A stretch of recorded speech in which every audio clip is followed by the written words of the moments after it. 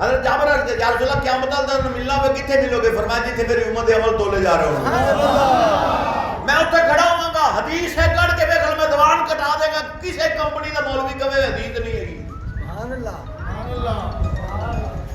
या रसूल अल्लाह क़यामत वाले दिन मिलना वे किथे मिलोगे? फरमाया जिथे मेरी उम्मत के अमल तोले जा रहे होंगे। सुभान अल्लाह।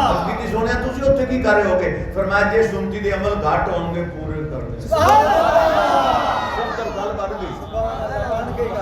नाराए रिसालत, नाराए रिसालत, नाराए रिसालत। और दोस्तों सारे खेड नसीबां दी,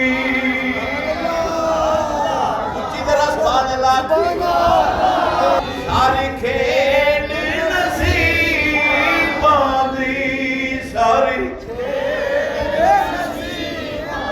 रब दा हबीब आ गया, गल बन गई गरीबां दी। बाबा जी गरीबां दी गल बन गई महबूब दे आण दे नाल। किंदी गल बनी है?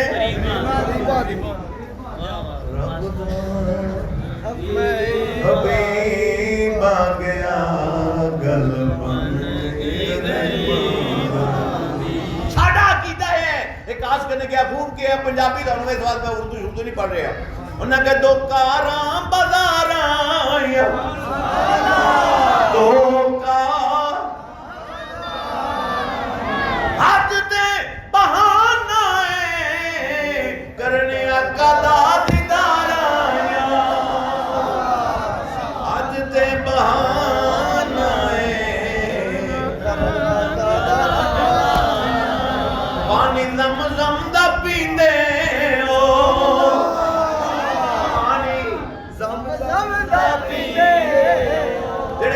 ना बोलो पानी जम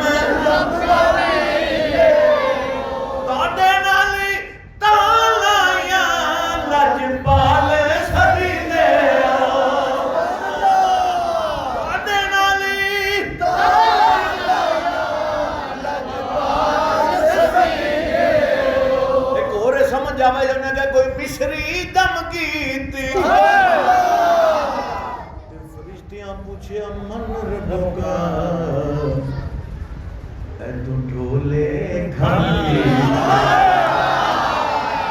ऐसे बस ऐसे उतर आए नाज़िल हुए और ना पूछिया मन रबका तू ढोले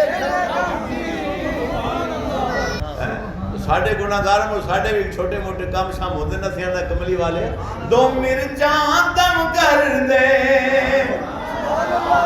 तेरा केड़ा मुल लगदा ओए अज फतेहपुर वाला